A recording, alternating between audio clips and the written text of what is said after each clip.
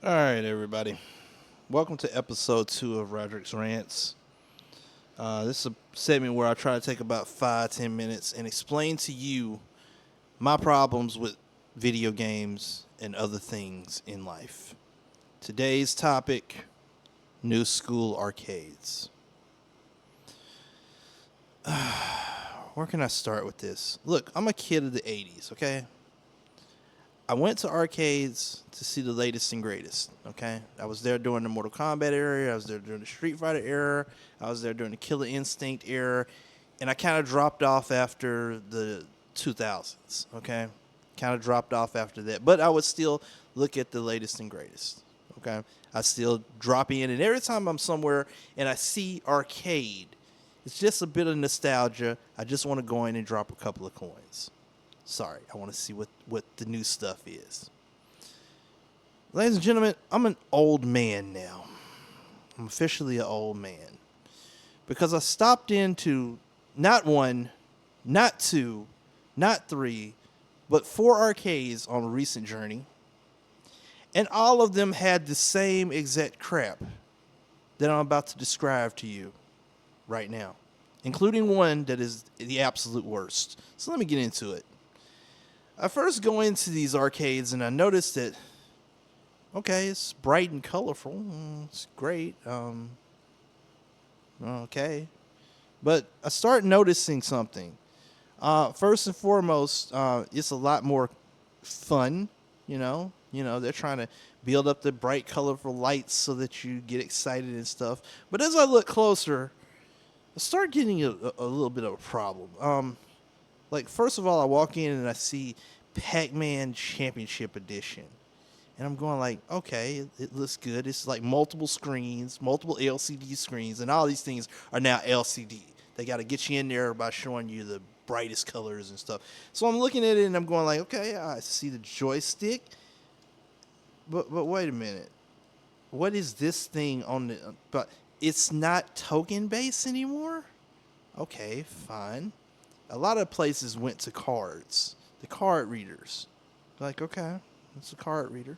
So then I go over and I go, okay, let me get a card to play in this place. Yeah, I have to not only pay for the card, now I got to pay for the stuff that goes on the card. And by the way, let me go through this as an old man, okay?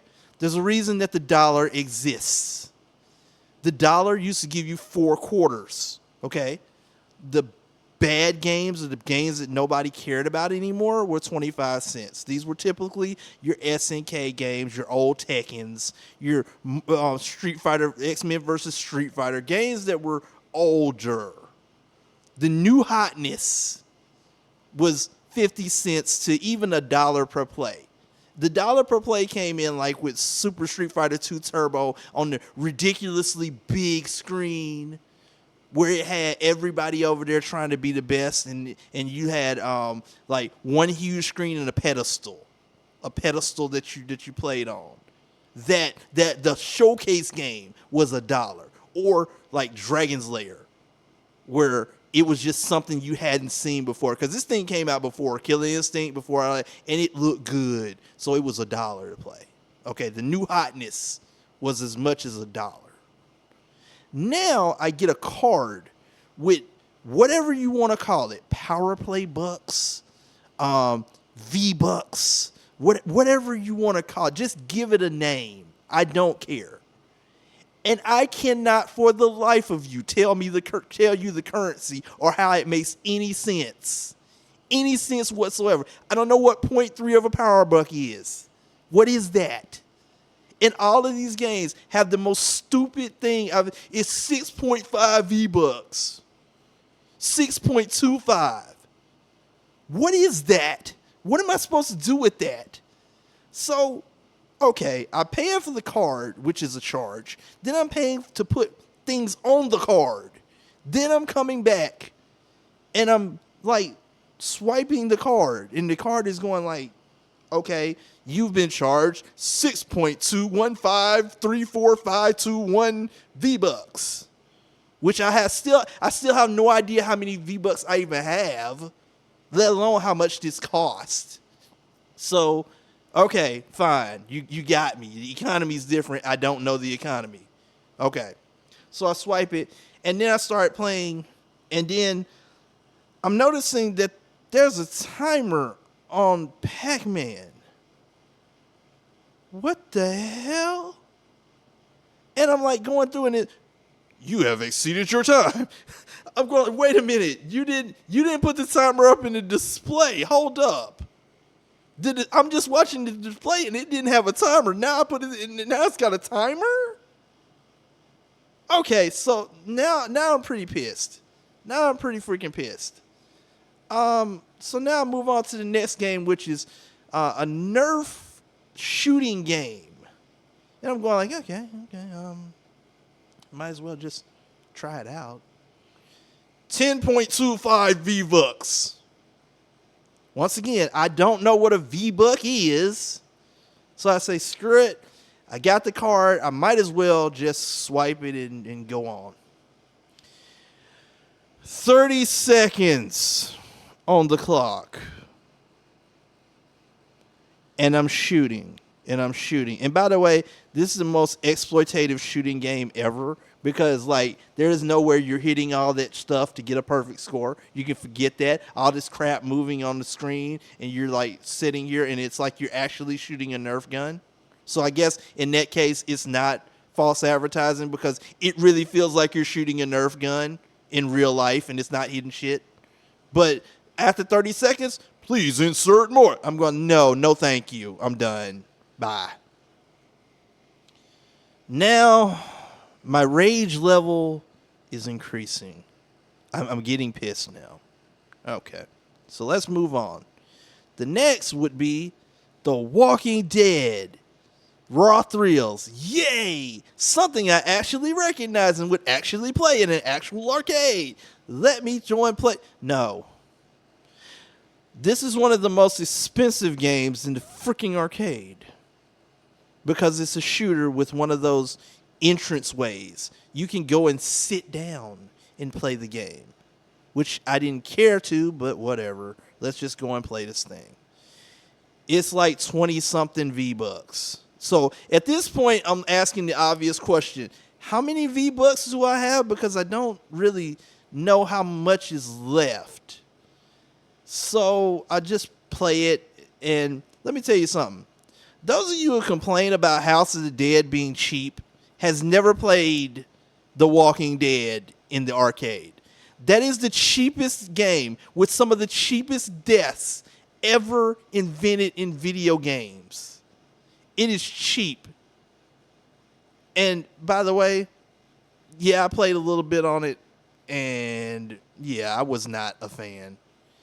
I'll let it pass because at least I could play it for more than 30 seconds. I will give you that. But the deaths were cheap. Let's move on to one of my most detested games at the arcade. Halo Spartan Assault. Yes, I've played this. Halo Spartan Assault is terrible. It is terrible. I do not like this game. I did not. Look, I don't play Halo to play in the Warthog. I don't care about the damn Warthog. I care about the guns. And this plastic piece of crap that is attached to this thing is the worst aiming thing I have ever seen in my life. Now, granted, it can be the arcade because it's broken equipment or something, but that's why it's an arcade. Fix it! This gun is the most busted thing I have ever played in my life. And by the way, I played it in more than one location. It's just busted. I hate that game. I play a shooting game to shoot. If it's impossible for me to shoot, why am I playing a shooting game? That being said, I spent my 20 V-Bucks, whatever that is in real world money, played about maybe 2 minutes of it until I got a cheap death, and then said, okay, I think I'm done with the arcade because I refuse to review in this rant any type of basketball game where you throw the ball in the hoop, or what, Pop a Shot, I guess they call it, or any of the skee ball or anything. Those are obvious games. You can go home and play those games. I'm cool with it. So I'm thinking I'm done with this arcade until I come to the back of the arcade and I see a game that I'm familiar with, a game that has stood the test of time, and a game that made me feel nostalgic. Miss Pac-Man. I said, yes, finally a game I understand and recognize. I went over to Miss Pac-Man, but something was not right with Miss Pac-Man. Miss Pac-Man, first of all, I want you to picture in your head Miss Pac-Man cabinet in a laundromat. Because every freaking laundromat across this country, whether it be big, small, in a corner, in a hotel, in a what, it had a Miss Pac-Man. I just want you to picture it for a minute. Your local laundromat Miss Pac-Man. If you've never seen Miss Pac-Man in a laundromat, I want you to turn this off. Once you go to your local laundromat, it won't be far, I promise you. Look at the Pac-Man. Look at the Miss Pac-Man and come back here. Okay? Don't worry. I'll wait. Now that you've gotten that picture in your head, when I tell you that this Miss Pac-Man was so terribly sourced that it looked like they took her out of the laundromat forcibly and beat her in the parking lot, I'm not kidding. This thing was beat. This thing looked like it had seen its better days in the 20s. What did they do to you, Miss Pac-Man? Okay, so I'm there. I'm like, y'all could at least like try to restore the Pac-Man or something. Y'all could at least bring Miss Pac-Man back to her former glory. No, they just throwed her in here with all this other stuff. Want to know how else I know? Oh, I'm getting to that. Oh, I'm getting to it. Miss Pac-Man has the same metal coin door with the metal strap around it, with that metal piece around the coin door so people couldn't force it open. That's how I know it came from a laundromat. Every laundromat in this country had a coin door that had that metal bar reinforcement, because people would try to get a crowbar or something and try to snap it open and get the money inside. So what owners did is owners put that metal bar in front of the coin door. But wait a minute. You might be asking yourself, this arcade doesn't take coins. So how is Miss Pac-Man here? Oh, I'm getting to that. I'm getting to it. Just give me a moment to relive my nostalgia. Miss Pac-Man hadn't even had the decency to remove the metal clamp that was holding the coin door there. They just left it. And to add insult to injury, they literally had a Velcro belt around Miss Pac-Man coming to the outside of the coin door, and the metal strap and the metal bar holding the coin door on. And it had a card reader. So that's how you get the game to play, is you swipe the card on the bottom of this monstrosity to play Miss Pac-Man. Now, I have to let you know a little something. I do not go to the club. I don't do that. But I have to tell you, I had a visceral reaction to this, because it felt like I had gone into the club and seen Miss Pac-Man on the stage. What is going on? Why y'all do Miss Pac-Man like this? Miss Pac-Man deserves respect. This right here is Miss Pac-Man with a strap on. What the hell?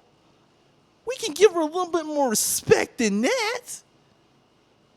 I'm sorry, I felt kind of a way seeing Miss Pac-Man here with a strap on. in the middle of an arcade. Shit.